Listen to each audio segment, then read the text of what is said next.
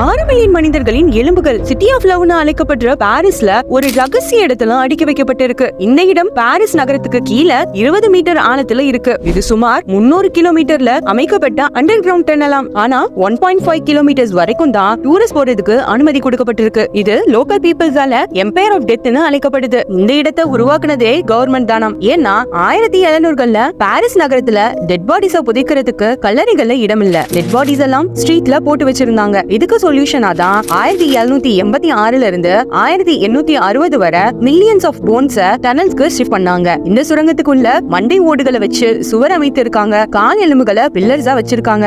மத்த எலும்புகளை வச்சு டெம்பிள்ஸ், டவர்ஸ், சேர்ஸ் மாதிரியான பல விதத்துல அடுக்கி வச்சிருக்காங்க. அது வெறும் பாதி தூரம் மட்டும் தான். உள்ள போக போக மத்த எலும்புகளை குவியல்களா போட்டு வச்சிருக்காங்க. இல்லீகல் டனல்குள்ள போன நிறைய பேரு நிறைய அமானுஷமான சத்தம் கேட்டதாகவும் சில உருவங்களை பார்த்ததாகவும் கூட சொல்றாங்க. சில பேரு வழி மாறி தொலைஞ்சு போயிட்டதா கூட சொல்றாங்க. நீங்க பாரிஸ் போனா அங்க இருக்கிற ஸ்ட்ரீட்ல நடக்கிறப்போ 6 மில்லியன் ஸ்கெலிட்டன்ஸ் மேல வாக் பண்றீங்கன்னு ஞாபகம் வச்சுக்கோங்க.